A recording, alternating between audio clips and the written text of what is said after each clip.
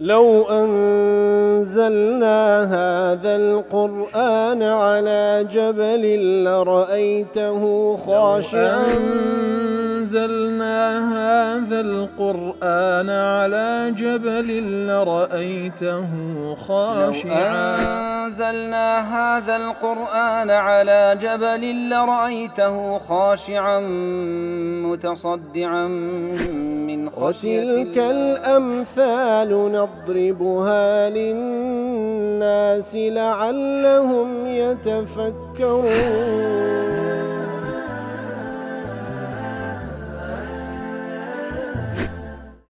الحمد لله والصلاة والسلام على رسول الله وعلى آله وصحبه ومن والاه. السلام عليكم ورحمة الله. بارزان خوش حالم لواني 1253 لواني كان تفسير القرآن في رزبيم وخزمتان ومن بس رزامن دي رب العالمين وهي دار مئوي آزي السودي لول بقرن. أعوذ بالله من الشيطان الرجيم. بسم الله الرحمن الرحيم. ولقد همت به وهم بها لولا أن رأى برهان ربه كذلك لنصرف عنه السوء والفحشاء إنه من عبادنا المخلصين. والله خوشويستان وكل دوانا رابط لخزمة دوات بيروزة دابوين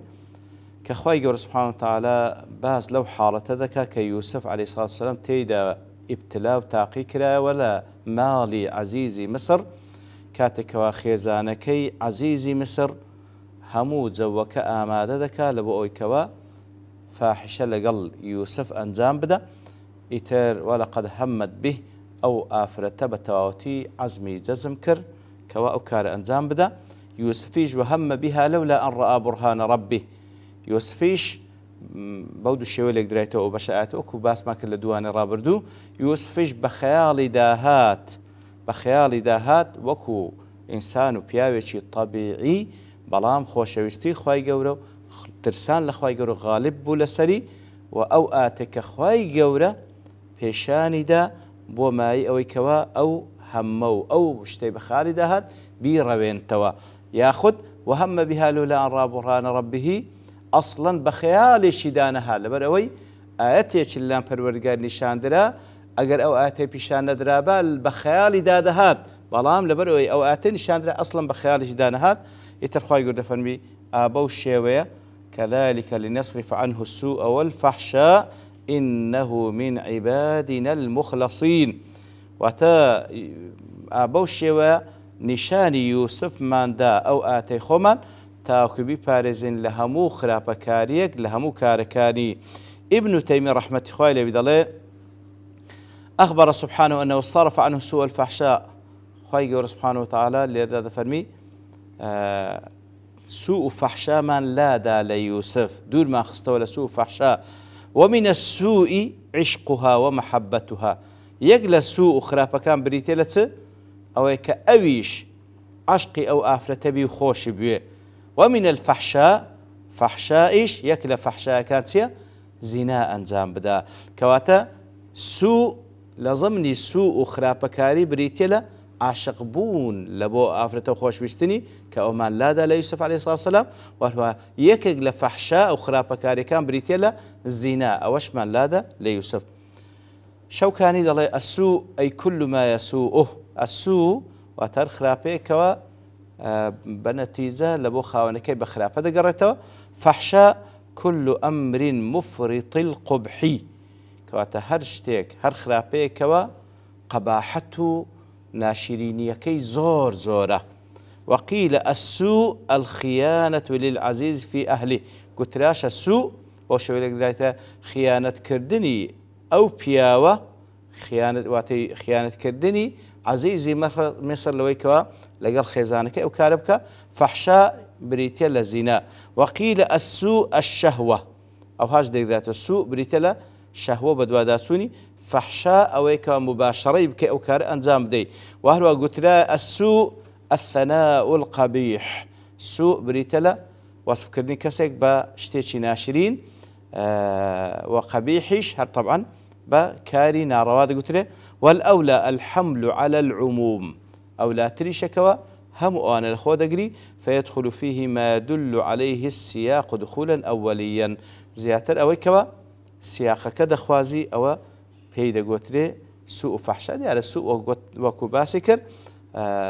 همو كار خرابيك دقريتو همو قناه تاوانك ولا نتيجة دا بزرر لبو خوانكي دقريتو وهروا فحشاء زياتر وكو مصطلحي كالقرآن في روز بكاري درا أو خرابكاريانو أو قناه تاواناني كوا خرابيان زورة وبتايبتيش أو خرابكارياني كوا بدامين أنزام ددري بله يترخواي يقول دفريوانا من لي دور خستو يوسف عليه الصلاة والسلام إنه من عبادنا المخلصين زاخواي يقول وصفي يوسف دكا بوي كوا بيقمان أو يكيك لبندكاني إيما كمخلصة مخلص ديار الليلة دا أو كلمة بس قراءتك دخين ريته وكوا تأسيل تفسير كيدك يكميان قراءة المخلصين بفتح اللام المخلصين كاسم مفعولة بمعنى أن الله أخلصهم من الشرك والسوء والفحشاء فصاروا مخلصين كواتا يكيك لبند مخلصة كان إيما كاسم مفعولة واتلا يكيك لو بنداني كوا الله تعالى لشرك لخرابو لفاحشة بدوري يعني خستيتوا يتروانا بوينا مخلص أي اختارهم الله وات الله تعالى أواني اختيار كده وهل بجاردينا باش كردينوا لا شرك لهم خرابيك كوش قرائي نافع عاصم حمزة كسائي أبو جعفر وهو قراءش كمان هي بقرائي المخلصين بكسر اللام بمعنى اسم فاعل يعني أنهم أخلصوا لله دينهم وأعمالهم من الشرك والرياء كوات أوانا كسانكن كوا دينكي خوان وكردوكاني خوان باراستي لوي كوا الشرك والرياء بكوي يتروا باقي أوانا الباقي أو قرآن كوا لسروا آمازامان بيدان بمخلصين خين ديتيانا وآتي ابن جرير دالي والصواب من القول في ذلك أن يقال دالي باشتروا كذرباري أو دو قراءة سبلين إنهما قراءتان معروفتان قد قرأ بهما جماعة كثيرة من القراء أو دو قراءة ناسراون كوا كوماليق لقارئ كان أو هان خنديتوا وهما متفقتا المعنى كوا لما نادى متفق أو دوا وذلك أن من أخلصه الله لنفسه فاختاره أو بنديك خواي قول سبحانه وتعالى خوي هل بجيري لبو خوي فهو مخلص لله التوحيد والعبادة إتر أو بنديش كاتك خواي قول هل بجاردية أو بنديش لبو خواي قول بإخلاصه ليكتا برستو لعبادات كاندك ومن أخلص توحيد الله وعبادته فلم يشرك بالله شيئا فهو من أخلصه الله كواتا تمشاك أو خواي قول لبو خوي هل بجاردية بالتأكيد أو بندية مخلص دبي وهر كسيشيش كواب خوي الرجاء إخلاصي قرتبا ليكتا برستي ولا عبادة كان يبهش الشرك رياي أنزام لدا لو كسانه كخواي جورا هلي دبجيري لو كسانه كخواي جورا هلي دبجيري سعديج دلي أو دو قراءة متلازمتان أو دو قراءة براستي بيوستيكن فأخلصهم لإخلاصهم خواي جورا هلي بجاردن لبرئوان بخوان مخلص بون فمن أخلص لله أخلصه أو كوا إخلاص أنزام دل بخواي جورا خواي جورش هلي دبجيري وخلصه من الشرور لهم الشركان باتش دكات وعصمه من السوء والفحشاء وهروها لهم خلافه فاحشة خواي جورا دي باريزي إنه من عبادنا المخلصين أي إن يوسف من عبادنا المطهرين المختارين المصطفين كوات يوسف يكيك لبندكان كخواي جورا فربندي إيمنا يكيك لو بنداني كوا خواي جور اختياري كردينا هالي بجاردينا باشي كردينا وانا هل بجير دراون الذين أخلصوا لله التوحيد والعبادة اواني كوا بتواتي للتوحيد ويكتا برستيان ولعبادة كانيان تواتو إخلاصيان هبوا سعدي دلي من دخل الإيمان قلبه كسك إيمان بستنادل دروني وكان مخلصا لله في جميع أموره يتلهم كارو كردو كانشي بإخلاص وأنزام بدا فإن الله يدفع عنه ببرهان إيمانه ئیتر لە مقابلدا الله تعالى بە بەڵگەی ئیمانەکەی خۆی هەموو شتێکی خراپی لێ دوور دەخاتەوە، بە بەڵگەی ئیمانەکەی خۆی و بە ئیخلاسە ڕاست و دروستەکەی هەموو خراپەکان لە سوء و لە فەحشا ئەو لە هۆکارەکانی مەعاسی لێی دوور دەخاتەوە. ما هو جەزاء لئیمان و ئیخلاسی، کەواتە کەسێک ئیمانی هێنا و بە ئیخلاس و کردەوەکان ئەنجامدا، خوای گەورە بە بەڵگەی ئیمانەکەی و ڕاست و دروستی لە ئیخلاسەکەی دەی پارێزی لە هەموو خراپە و لە هەموو فاحیشەیەک، لە هەموو هۆکارەکانی ئەو فاحیشانەش لە جەزای و ئیمان و ئیخلاسەی کە هیتی لەبەرەوەی خوای گەورە دەفەرمی كذلك لنصرف عنه السوء والفحشاء إنه من عبادنا المخلصين، إنه من عبادنا المخلصين. ياخذ دفرمي بقراءتي إنه من عبادنا المخلصين، كاتب ما دام بخوي مخلصة خوي جورش دفن لمقابل ده لنصرف عنه السوء والفحشاء. وبقراءة فتح مخلصين فإنه من إخلاص الله إياه، مخلصين كخواي جورة إخلاصي كرديو خواي جورة هلي بجارديا، وهو متضمن لإخلاصه هو بنفسه، كأول سيرة خو قرتيا بخوي إخلاصي كرديو خواي جورش هلي بجارديا، فلما أخلص عمله لله أخلصه الله، كاتكوا بإخلاصه كرديو كان إنزام ده خواي جورش هلي بجارديا وخلصه من السوء والفحشاء، وهروها دەی پارێزی و دووری دەخاتەوە لە هەموو خراپە و لە هەموو فاحشەیەک. لە عبودیەی ئیبن تەیمیە دەڵێ فالقلب إذا ذاق حلاوة عبوديته لله، کاتێکەوە ئەو دڵە تام و چێژی عبودیەتی لە بۆ خوا سبحانه وتعالى تا بابن تامی خۆشەویستی و بەندایەتی لە بۆ خوای گەورە سبحانه وتعالى هەستی پێ دەکات ناو دڵ و دەرونی و خۆشەویستیەکەی هەست پێ دەکات، لم يكن شيء أحب إليه من ذلك حتى يقدمه عليه. كواتا كاتك وتامي إيمان وخوشويستي خواهي قلنا دلو دروني هست بيدكا هيش تيق لاوي خوشويستر نية تاوكو ببيش بيخي بسر أو إيماني، وبذلك يصرف عن أهل الإخلاص لله السوء والفحشاء. أبو الشيوية أنا كإخلاص يعني لبخواهي قولها هەموو خراپەکاری و فاحشەیەک لە لای ئەوان یاخود لەسەر ئەوان دوور دەخرێتەوە.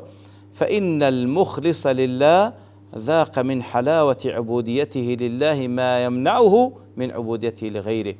ئەوەی کەوا بە ئیخلاسەوە کار لە بەخوای گەورە دەکات، تام و شیرینی بەندایەتیکردنی لە بۆ خوای گەورەی چێشتیە، ئەو ئیخلاسەی ئەو تامە شیرینەی ئیمان و ئیخلاسەکەی منعی دەکالەوەی کەوا عبودیەت و بەندایەت لە بۆ غەیری خوای گەورە ئەنجام بدا. ومن حلاوة محبته لله ما يمنعه من محبة غيره، وهروە کە تامی شیرینی خۆشەویستی لە بۆ خوای گەورەی کردیە، ئەو تامە ئەو هەستکردنە ئەو قەناعەتە منعی دەکالەوەی کەوا غەیری خوای گەورەی خۆش بێ. إذ ليس عند القلب السليم أحلى ولا ألذ ولا أطيب ولا أسر ولا أنعم من حلاوة الإيمان المتضمن عبوديته لله ومحبته له وإخلاص الدين له. كواتا لا يدلك كوا أو الله صاغ السليم بي هيش تيج لا أو خوشترني وشيرنترني أو تشيشترني دل خوشترني لحلاوة إيمان لشيريني إيمان كواتي لخوي قرتيا بندات كردن لبو خواو خوش ويستن لبو خواو إخلاص لبو خواو، وذلك يقتضي انجذاب القلب إلى الله. أواش برو تشندري دبا أو ضلب التواوتي برو خواي قورة بروا، فيسير القلب منيبا إلى الله خائفا منه راغبا راهبا. يتر أو ضلب دبتدلتش منيب واتهمو كاتك دقرته لا خواي قورة هل أخواد ترسيو تساوي لفضل ورحمة خواي قورة ولا عقاب خواي قورة ترسيو. وهل استقامي ابن تيمية دله من رحمة الله تعالى بعبده المخلص، يقل رحمتكان الله تعالى برامر ببندكان خويك هر بنديك ومخلص بي أن يصرف عنه ما يغار عليه منه. سبحان الله كاتك أو بندي إخلاص بنديش مخلص بلو بخواي قور سبحانه وتعالى لرحمة خواي قور برامر بو بنديك أو خواي قور غيريه برامر بو بندي خوي كوا لبو غيري ويكاريك بكيان ضري لبو غيري وبروا خوای گەورە دەی پارێزی. وهروە لە مجموعی فتاوى دەڵێ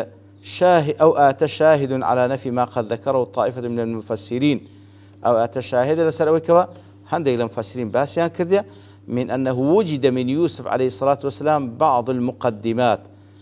كاتك ظل هندق المفسرين باسيان كرديا والله هندق لمقدمات كاني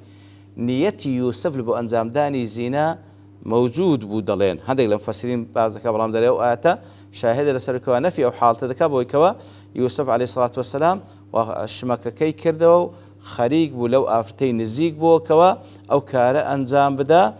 و هەروەها دەڵێ گوناهی گسکەی لێ هاتەجێ بەڵام گەڕاوە بەڵام دەڵێ القورآن ليس فيه ذكر توبته کەواتە دەڵێن یوسف مقدماتی ئەو کارەی ئەنجام دا و پاشان تەوبەی لێ کرد خوای گەورە سوبحانه وتعالى باس لەو حاڵتە نەکردێکەوە ئەنجامی داوی پاشان توبشي كردي بل إنه من وقع منه بعض أنواع سوء الفحشاء لم يكن ذلك قد صرف عنه بل يكون قد وقع وتاب الله عليه منه والقرآن يدل على خلاف هذا قرآن خلاف أوشتبازكوي أوان ضلين وقد شهدت النسوة له أنهن ما علمنا عليه من سوء تمشاكل آخر سورة كي بازدك كأفرتكان الشاهدي ددن هيت خرابيك ليوسف نهاتي دزي ولو كان قد بدت منه هذه المقدمات لكانت المرأة قد رأت ذلك أجر أو مقدمات ليوسف هاتي بتزي خو أفرتك كخزان عزي مصر أو شتي دبينيو ولا ضمني أو أفرتان أبو كشاهدي عندها هيت خرابيك ليوسف نهاتي تزي بلكو دلي وكل آخر دفر أمن محاول ولقد راودت عن نفسي فاستعصم كواتا دلي أمن محاولة من كل برام أو خوي باراس كواتا بهيك شيء يوسف عليه الصلاة والسلام هيز مقدمات شي زيناش لينها تزي تاو توبي لكلو باشان خوي قول توبي قبول كل بروي باسي نكرايا والله أعلم هشتا أقوالي ترماينا وكو حكمته وردكاري وآت باسب كين بالله لو برتوابوني كاد دوستين ببشتواني الله تعالى أن داهتو دينه وخزمتي وصلى الله وسلم على نبينا محمد وعلى آله وصحبه أجمعين وآخر دعوانا الحمد لله رب العالمين. لو أنزلنا هذا القرآن على جبل لرأيته خاشعا أنزلنا هذا القرآن على جبل لرأيته خاشعا أنزلنا هذا القرآن على جبل لرأيته خاشعا متصدعا من خشية الله وتلك الأمثال نضربها للناس لعلهم يتفكرون